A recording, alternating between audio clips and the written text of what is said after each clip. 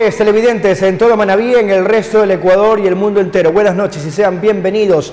Aquí arrancamos esta nueva semana de labores en TV Noticias, emisión estelar. 60 minutos para revisar los hechos que han generado información en el Ecuador y el mundo en este lunes 4 de abril de 2022. Qué lamentable que el cuarto mes del año inicie tal como se cerró el tercer mes del año, con hechos violentos en la provincia de Manabí.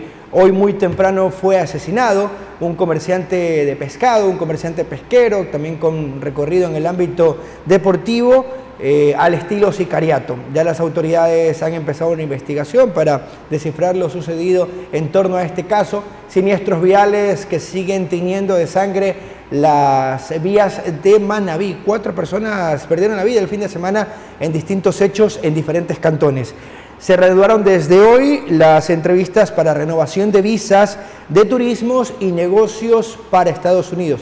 Renovación, no para visas por primera vez. Podrán hacerlo en casos excepcionales menores de 12 años, de acuerdo a la disposición. Me parece que son adultos mayores de 79 en adelante. Es un tema que hoy también ha caído bastante bien para los ecuatorianos que han estado en medio de la pandemia esperando poder renovar el documento que les permite el ingreso a Estados Unidos. La pugna entre los lobos habría originado el motín en la cárcel de Turi, esto en Azuay, en Cuenca, que dejó 20 víctimas mortales y que coincide con el cambio de autoridades que se produjo principalmente en el Ministerio del Interior. En el alto mando de este ministerio, lo que ha conllevado, no sé si a mera coincidencia, nuevamente hechos violentos y que, reitero, ha dejado 20 personas muertas el último fin de semana. Estas y otras importantes informaciones que empezamos a desarrollar a partir de este momento y, por supuesto, los temas de actualidad los vamos a profundizar en el espacio de entrevistas. En lo que respecta al tema del agua potable para los cantones que hoy urgen de la llegada del líquido vital, se ha creado una comisión para darle seguimiento luego de la reunión que sostuvo el gobernador Juan Francisco Núñez, el gobernador de la provincia, con el representante de la empresa en liquidación Refinería del Pacífico, el ingeniero Wong, en donde han reconocido que el problema es más grave de lo que se esperaba y darán celeridad a encontrar una respuesta. Por ahora, Manta ha solucionado el inconveniente con una medida alternativa o un plan emergente, el conectarse a Casa Lagarto, a la otra vía que tiene a disposición para proveer a los barrios principalmente que componen la parroquia Lo del Faro. Pero Montecristi y Jaramijó, ellos dependen al 100% del acueducto La Esperanza y es ahora lo que genera mayor preocupación. Esa comisión, que está integrada precisamente por los alcaldes y algunos otros funcionarios, buscarán dar respuesta oportuna. Mientras tanto, la gente sigue sin agua. Aquí arrancamos con el desarrollo y estas importantes noticias. Como lo mencionamos, vamos con temas relacionados a la seguridad, o mejor dicho, la inseguridad en la que vivimos. Y es que un ex dirigente del Delfín Sporting Club y comerciante pesquero fue asesinado por sicarios en Manta la mañana de hoy. Fue acribillado con 9 balazos. Nuestra compañera Tatiana Tobal ha hecho un seguimiento a este caso y nos presenta un informe. Encapuchado y con mascarilla, así lucía el sicario que acribilló al ex dirigente del Delfín Sporting Club, Ramón Agustín Bermeo Macías, conocido como Curín. El ex dirigente se encontraba hablando por teléfono en una esquina del barrio La Victoria de Manta, cuando fue abordado por 2 sicarios que llegaron en un vehículo. Uno de los criminales bajó y le descargó más de 9 balazos. Estamos viendo las cámaras, vemos que hay un vehículo que da 2 vueltas. Como indicios balísticos tenemos 10 balas percutidas y una por percutir. Moradores indicaron que escucharon la ráfaga de balas y al salir de las viviendas observaron a un hombre ensangrentado en la vereda que aún estaba con vida. Lo subieron al balde de la camioneta para llevarlo a una casa de salud, pero a los pocos minutos falleció. Yo estaba en mi casa y me sonaron las balas y ahí no sé qué pasó. Ya, pues yo pensaba que no era así nomás y cuando veo que la gente corría. ¿Alrededor de cuántos disparos escucharon? Como unos 6, 7 más. Algunas balas eran. El cadáver permaneció alrededor de 1 hora sobre el balde de una camioneta, cubierto con una manta blanca y frente a su empresa empacadora de pescado, mientras llegaban asombrados familiares y conocidos de la víctima. Nuevamente la ciudad se consterna con este hecho violento y todavía de un exdirigente y de un empresario pesquero. Vamos a hacer todo el trabajo profesional, las unidades nuestras de trabajo profesional para poder esclarecer este hecho. Ramón Bermeo era un conocido empresario pesquero en la ciudad de Manta. En los años 2005 y 2006 fue directivo del Delfín Sporting Club, presidente de la Comisión de Fútbol en la Serie B. También fue dirigente de la Liga Barrial de Fútbol. La policía investiga si su muerte estaría relacionada con temas ligados al narcotráfico. Informó Tatiana Toal. Y presten mucha atención porque 4 personas resultaron fallecidas en distintos cantones de la provincia de Manabí por siniestros viales. Los heridos se encuentran con pronósticos reservados en distintas casas de salud. Tenemos un resumen. Durante las últimas horas en la provincia de Manabí, 4 fueron los siniestros vehiculares que dejaron personas heridas y víctimas de muerte. El primer accidente se registró a la altura de la vía Circunvalación Manta-Rocafuerte. Al parecer, un hombre se movilizaba en su vehículo y terminó estrellándose con los jerseys que estaban en la vía. La víctima fue identificada como Jairo Giovanni Albia Parrales. Horas más tarde, otro accidente se registró en la vía El Zapallo en el cantón Puerto Viejo, entre 2 camionetas. Uno de los ocupantes fue llevado de emergencia al Hospital Verdi Ceballos Balda, pero no resistió las heridas y perdió la vida. Agentes de tránsito realizaron el levantamiento del cadáver. El señor sale proyectado y resulta con las lesiones de consideración que le han causado la muerte hasta esta hora. El señor va a ser trasladado hasta el Instituto de Ciencias Forenses del Cantón Manta por disposición del señor agente fiscal que se encuentra de turno para que se pueda continuar con los trámites legales correspondientes. Un tercer accidente fue reportado en el sitio Cañita de la parroquia Charapotó en el Cantón Sucre. Según los testigos, la mujer que perdió la vida y quien fue identificada como Joana del Jesús Zambrano Polanco viajaba junto a su hija y a su esposo en una motocicleta y fueron embestidos por un vehículo que nunca paró la marcha y huyó del lugar. Los 2 heridos fueron llevados a una casa de salud, mientras que Zambrano fue trasladada a Manta para la autopsia de ley. El último siniestro ocurrió en el sitio Agua Fría de la parroquia Ayacucho, en el cantón Santana. Aquí 2 motocicletas chocaron en la vía, provocando heridas mortales a Brian Alberto Reyes Anchundia, quien fue retirado por los agentes de la Oficina de Investigación y Accidentes de Tránsito OIAT desde el Centro de Salud de Santana. Se desconoce tipología, ya que en el momento que se llegó el accidente solamente se encontró una moto y los heridos ya habían sido trasladados y la otra moto el populacho la escondió. 2 de los 3 afectados fueron trasladados hasta hospitales de Puerto Viejo por la gravedad de sus heridas. Ellos se mantienen con pronóstico reservado. Desde la provincia de Manabí, informó Marcelo Ruiz, TC. Por su parte, Ronnie Chávez, comandante de la Policía Nacional de la Subzona Manabí, expresó su inconformidad ante el accionar de ciertos jueces que otorgan medidas sustitutivas a los aprendidos, a pesar de la contundencia de las pruebas en los delitos cometidos. Sí, así es. El día de ayer se capturó a una banda que venía operando en algunos locales comerciales acá. Inmediatamente nos activamos con Policía Judicial y con el eje preventivo, ya que ellos ingresaron a algunos locales aquí de comida con arma de fuego. Se les capturó, son 5 individuos, pero lamentablemente, tengo que decirlo, en la noche se dio la audiencia. El juez que abocó esto, pues en la audiencia les dio unas medidas sustitutivas, las cuales no nos permiten a nosotros continuar trabajando y en esta lucha constante para evitar los delitos que se vienen cometiendo aquí en la provincia. Eso tengo que manifestarlo, pues, y igual lo tiene que conocer el gobernador, y en la próxima mesa de justicia será conocer con respecto a esa novedad que tenemos. La Policía Nacional hace su mayor esfuerzo, hace todo su esfuerzo para combatir el narcotráfico, el microtráfico, las muertes violentas. Este fin de semana tengo que informar que no existieron muertes violentas, producto del control que venimos realizando en cada uno de los distritos. El día de hoy, lamentablemente, me informaron de una muerte violenta en Manta, pero que ya se encuentran investigando y próximamente tendremos resultados positivos. Estamos planificando, con respecto a lo que es la violencia, un mega operativo, así como lo vienen realizando en el DMG, en el Distrito Metropolitano de Guayaquil, también lo han hecho en Esmeraldas y en Los Ríos. Aquí ya estamos planificando con las unidades de investigación e inteligencia, pero no vamos a desmayar. Como Policía Nacional les pido a ustedes, distinguidos medios de comunicación, que comprometan a las demás instituciones. Los operadores de justicia tienen que trabajar conjuntamente con Policía Nacional. No puede ser que nosotros trabajamos para que después ciertos jueces den las medidas sustitutivas que se han dado el día de ayer y lamentablemente esperemos que no se dediquen a seguir robando aquí en la ciudad de Puerto Viejo. ¿Estas 5 personas tenían antecedentes penales? Sí tenían antecedentes, inclusive una camioneta en la que se movilizaban era producto de un robo anteriormente. Esa camioneta salía reportada como robada. Entrevista en TV Noticias.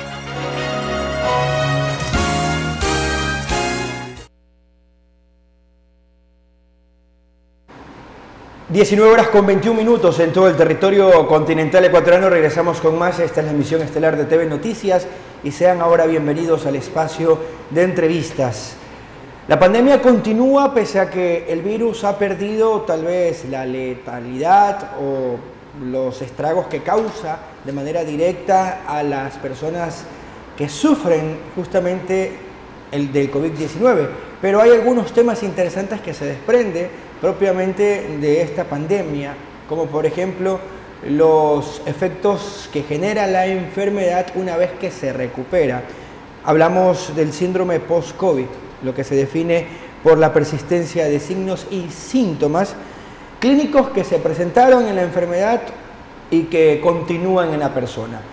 ¿Cómo evaluarlo? ¿Cómo analizarlo? Justamente un experto en esta temática nos acompaña de manera presencial acá en los estudios de Televisión Manavita Manta. Agradecemos la presencia del doctor Alejandro Tenorio Copel, neumólogo y broncólogo, con quien vamos a abordar esta y otras importantes temáticas. Doctor, qué gusto, qué placer. ¿Cómo definir esta etapa post-COVID y cómo entenderlo en medio del desconocimiento propio que ha generado la pandemia a nivel general? Bienvenido, buenas noches.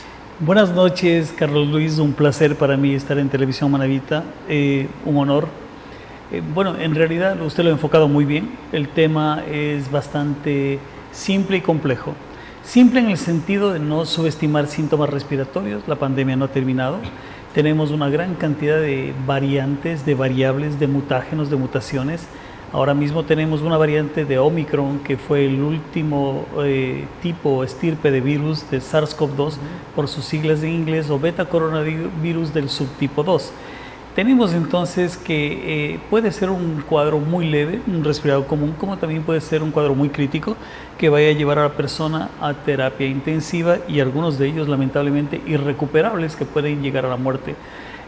¿Cuál es la forma de enfrentar esto? Primero, no subestimar los síntomas, no automedicarse, acudir donde el médico en forma inmediata, realizar lo que llamamos los médicos del testeo masivo, significa seguir haciendo pruebas de laboratorio de forma importante.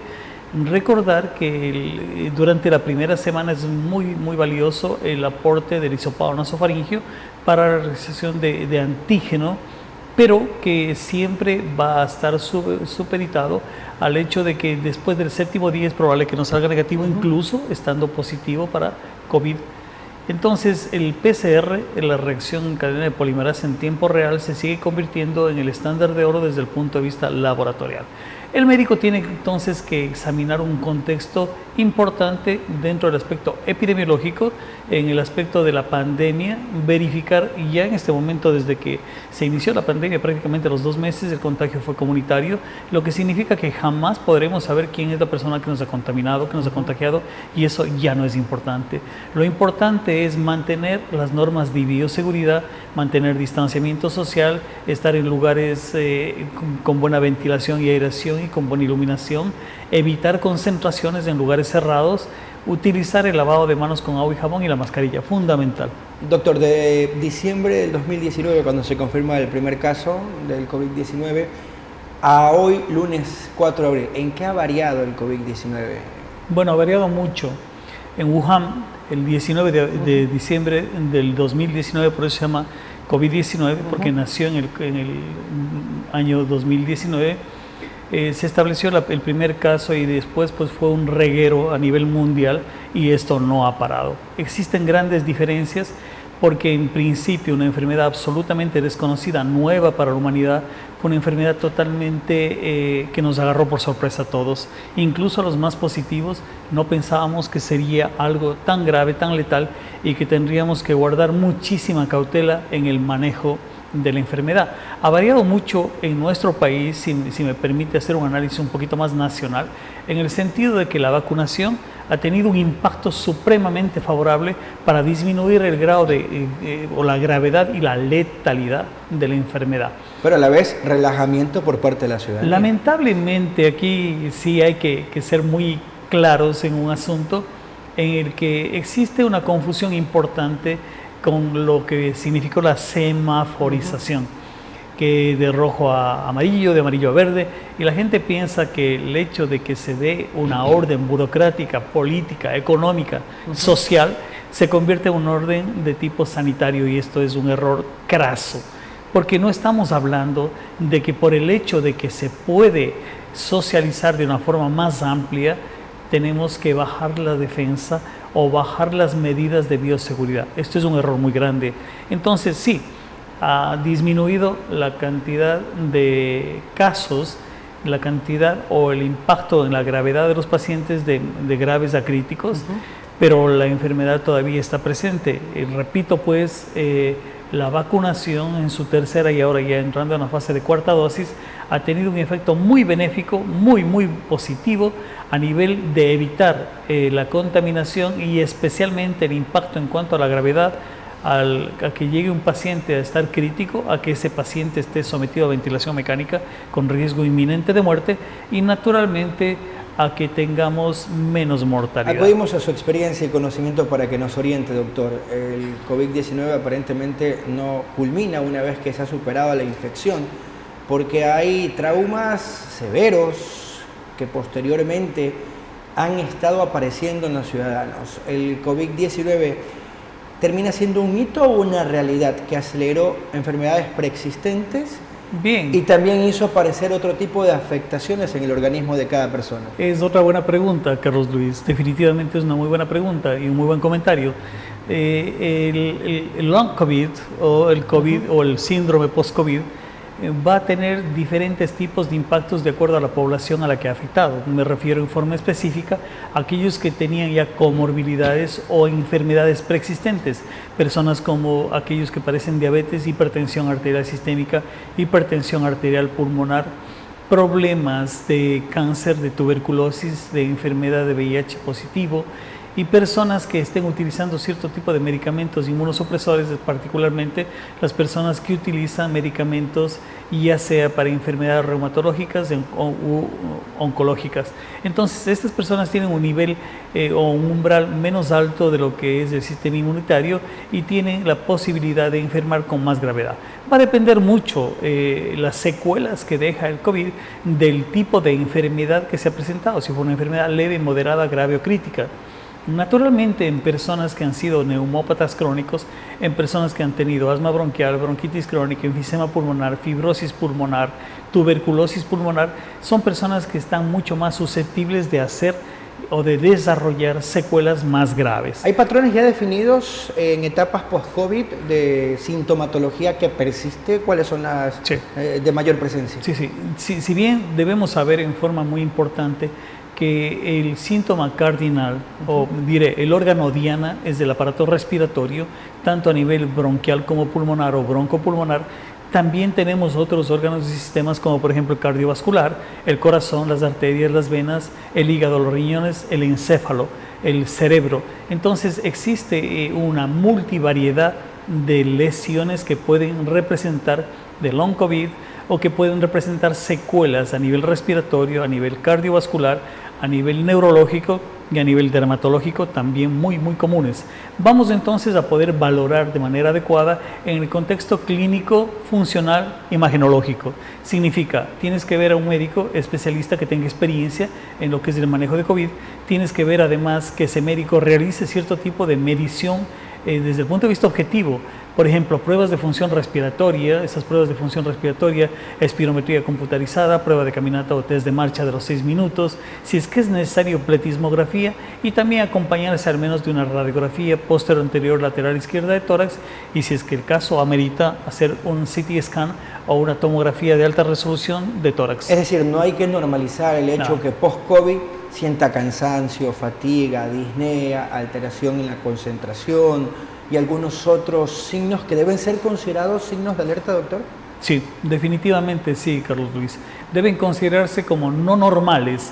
No está dentro de la norma porque no todos los pacientes que han padecido COVID desarrollan este tipo de enfermedad. Hemos tenido una multivariedad y una gran cantidad de casos de los que podríamos hablar muy largamente, pero verificamos que algunos pacientes que han tenido enfermedades muy críticas, que han estado a punto de ser ventilados mecánicamente, tienen una recuperación prácticamente total, ad integrum.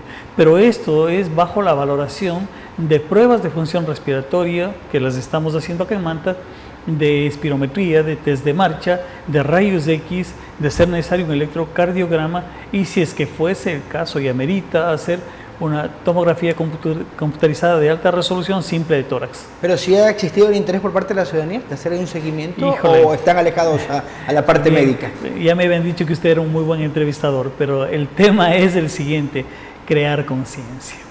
Crear la conciencia, no subestimar que el cuadro ya pasó y que esto de acá, no, pues me estoy cansando porque estoy con sobrepeso, me estoy cansando porque estoy gordo. No, de pronto te estás cansando porque padeciste COVID, que no fue desde el punto de vista de la estarificación graduado de forma correcta, que tuviste un COVID grave o severo que se pasó por alto y que te dejaron lesiones o secuelas permanentes a nivel pulmonar, fundamentalmente lo que se constituye como la enfermedad pulmonar intersticial difusa y probablemente en algunos casos fibrosis pulmonar. Entonces termina siendo real aquel comentario y conclusión que se escucha en la conversación de amigos posterior al COVID-19. Siento que tengo 10 años más después de la enfermedad. ¿Es normal ese tipo de No es normal, comportamientos? no es la norma, pero puede presentarse. Doctor, ¿qué recomendaciones generales puede entregarnos hoy cuando seguimos haciendo frente al COVID-19, tal vez ya no con tanto temor y respeto hacia la enfermedad, pero persiste, es latente todavía en el diario vivir nuestro?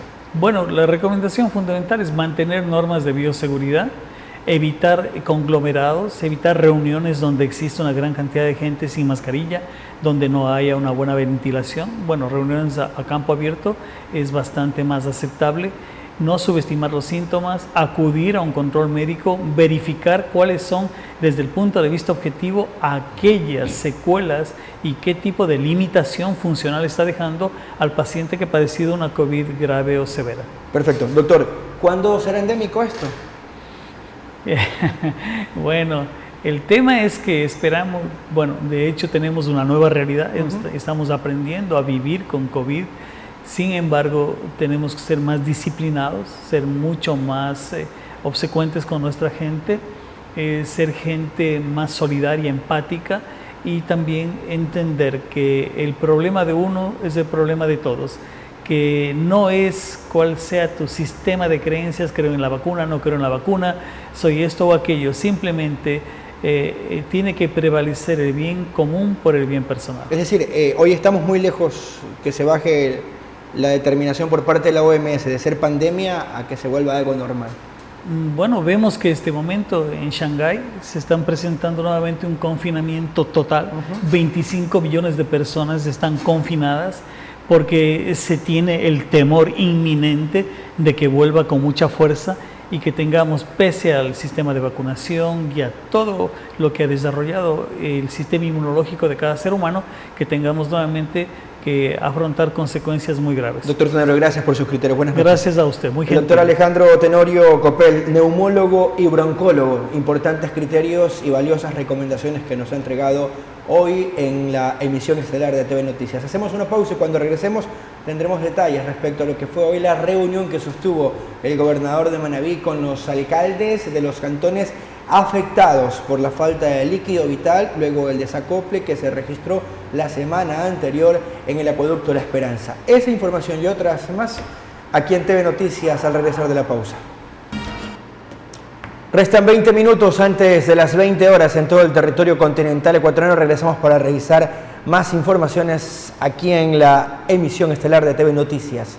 Como lo anunciamos en el arranque de este informativo, el gobernador de Manabí, Juan Francisco Núñez, lideró una mesa de trabajo en donde se tomaron acciones inmediatas para buscar restablecer el servicio de abastecimiento del agua potable en los cantones de Manta, Montecristi y Jaramijó. Tenemos un informe al respecto. Ante la preocupación por la falta de agua potable en los cantones Manta, Montecristi y Jaramijó por los daños en el acueducto La Esperanza del Aromo, la mañana de este lunes 4 de abril, el gobernador de Manabí, Juan Francisco Núñez, junto al Ministerio de Ambiente, Agua y Transición Ecológica, el Servicio Nacional de Gestión de Riesgos y Emergencias y los alcaldes de los 3 cantones afectados, participaron de una mesa de trabajo con el fin de establecer acciones emergentes. Nosotros hemos hecho un llamado a las personas responsables de la refinería del Pacífico en liquidación para que podamos tenerlos a ellos en territorio y ahí poder generar la solución correspondiente, porque se requieren recursos para poder avanzar esta dinámica y esperamos nosotros que podamos tener una respuesta favorable en las próximas horas y de así comunicarles a la ciudadanía la presencia de las autoridades nacionales para poder resolver. Pero sabemos que no es un tema sencillo, porque este deslizamiento de tierra ha generado esta complicación en el acueducto y obviamente esto va a requerir un tiempo que pueda ser arreglado. Ya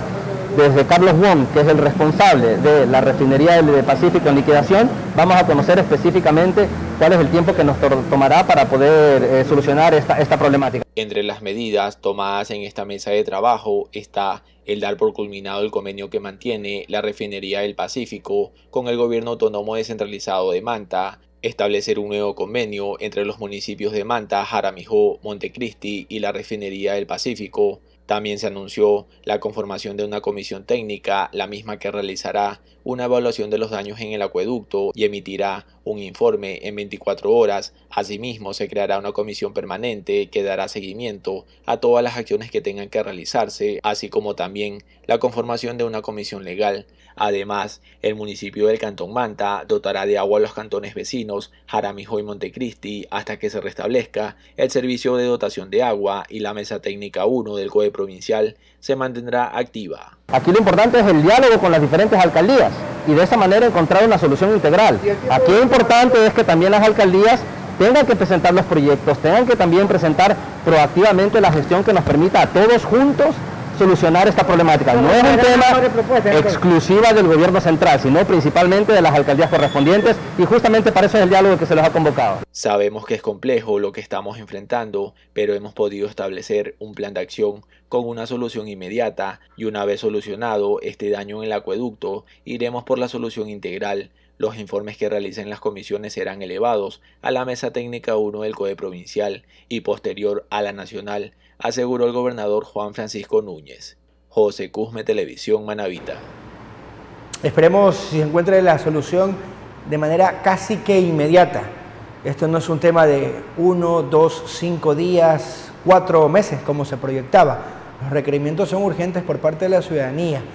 Si se requieren recursos, a conseguirlos, a donde tenga que conseguirse, con el objetivo de que no sigamos viviendo en las condiciones que hoy se encuentran estos cantones severamente afectados. Más acciones es lo que se requiere y en buena hora que al menos hay una respuesta ante el trabajo que desplegó el Cantón Manta para solucionar el inconveniente que presentaban ciudadanos.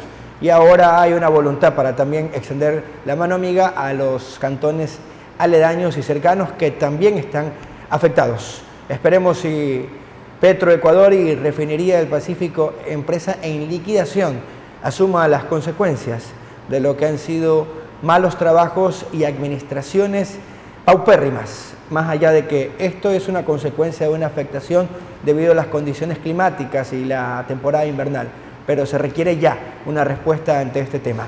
Mucha atención porque los tramos de las vías que conectan a Jaramijó con Manta y Rocafuerte son considerados de alta peligrosidad por la falta de iluminación y señalización. Este fin de semana cobraron otra vía y también dejaron heridos. Simultáneamente, 2 accidentes de tránsito se registraron el pasado viernes, uno en el cantón Jaramijó y el otro en el cantón Manta.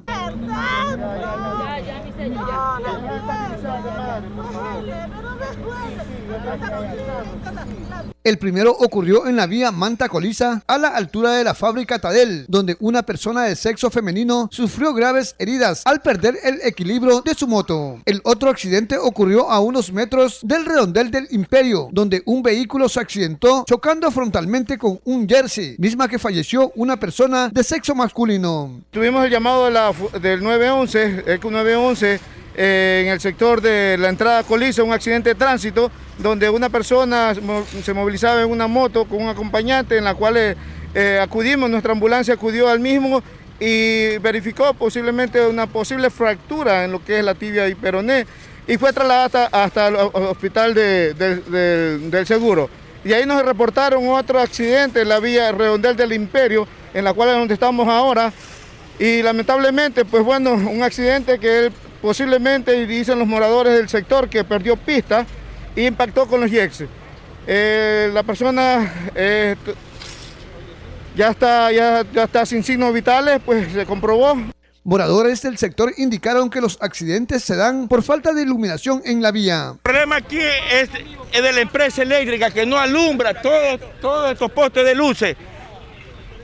Y el señor alcalde no tiene la gentileza de pintar estos jerseys, ni tener señalización en la carretera.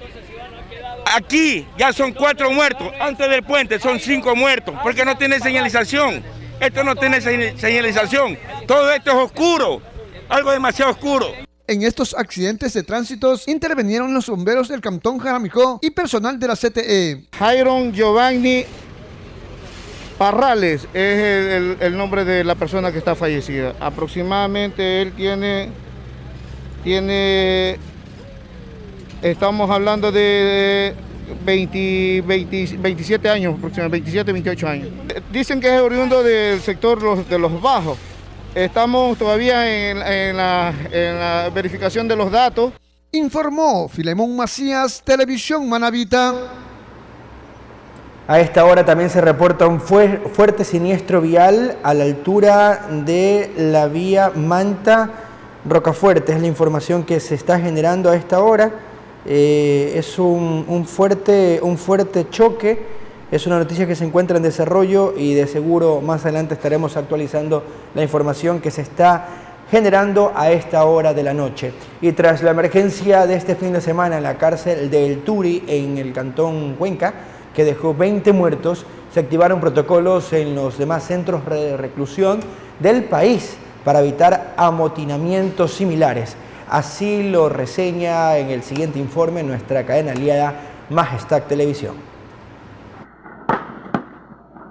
Debido a un conato de alerta por los disturbios presentados en la cárcel de Turi en Cuenca, todos los centros de rehabilitación social fueron activados. Javier Oviedo, segundo comandante del batallón de ingenieros número 67 Montúfar en Santo Domingo, explicó que alrededor de las 2:30 de la madrugada de este domingo 3 de abril se activaron los protocolos debido a una alarma a nivel nacional por los amotinamientos registrados, los cuales fueron coordinados con la Policía Nacional para brindar el apoyo de personal en los exteriores del CRS de Bellavista de la provincia. Nos llamó nuestro propio personal que la alerta se suscitaba y aparte de eso ahorita estamos reforzando con 40 hombres más y están en el batallón en línea de fuerza de reacción 60 hombres más para cualquier contingencia. O sea, en total tenemos 100 hombres que reforzaron aquí el batallón para AOV situación. Esto depende, ¿no? Porque Fuerzas Armadas, ustedes saben que moviliza sus tropas de acuerdo a la amenaza y la prioridad. Entonces, hasta el momento nosotros estamos reforzados con solo esos hombres. Joan Luna, comandante de la subzona de Santo Domingo, enfatiza que también solicitaron el refuerzo de 60 policías y se realizó un simulacro con ayuda de organizaciones interinstitucionales para tener conocimiento del nivel de respuesta en tiempo real en los exteriores del Centro de Rehabilitación Social ante la presencia de amotinamiento. Armadas y en la parte interna con Policía Nacional.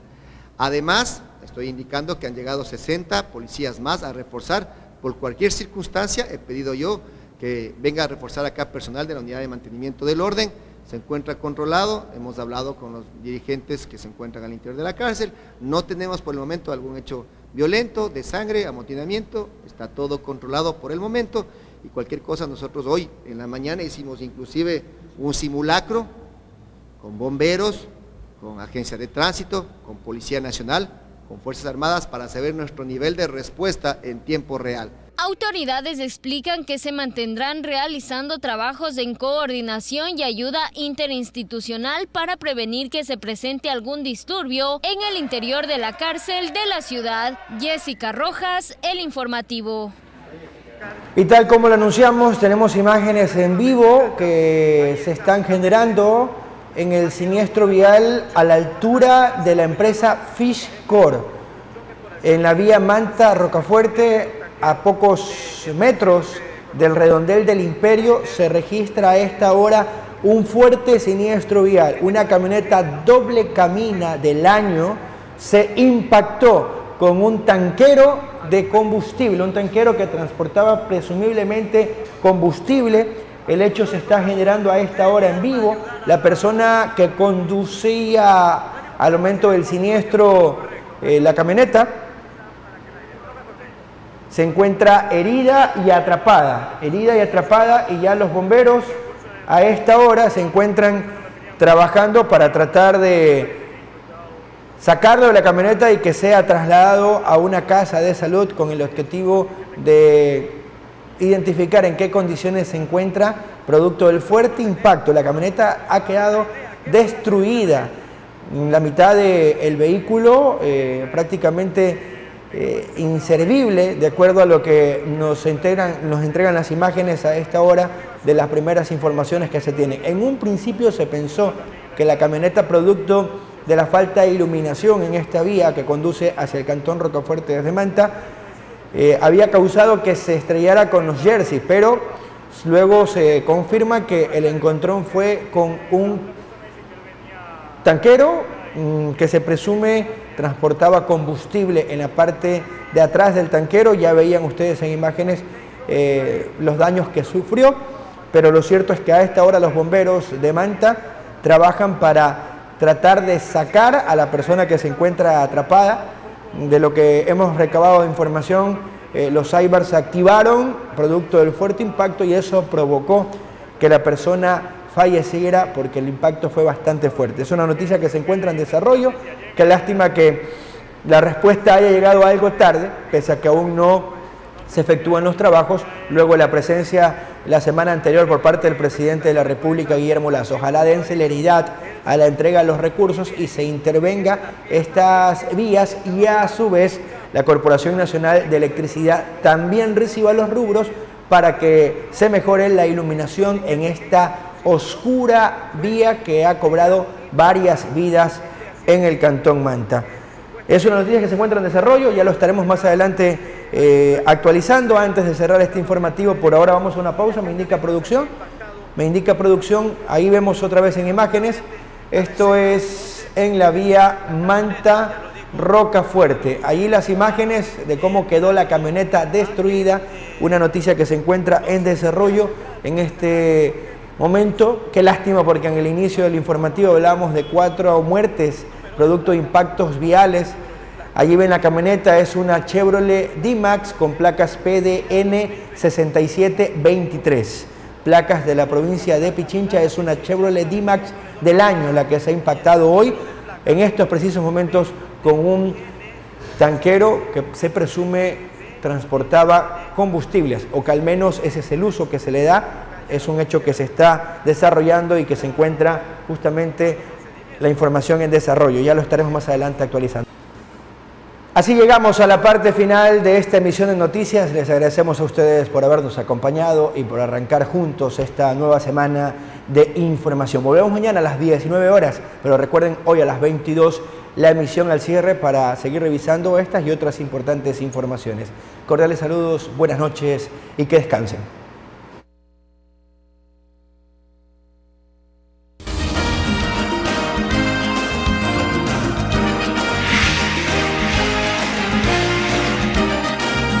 TV Noticias, emisión estelar.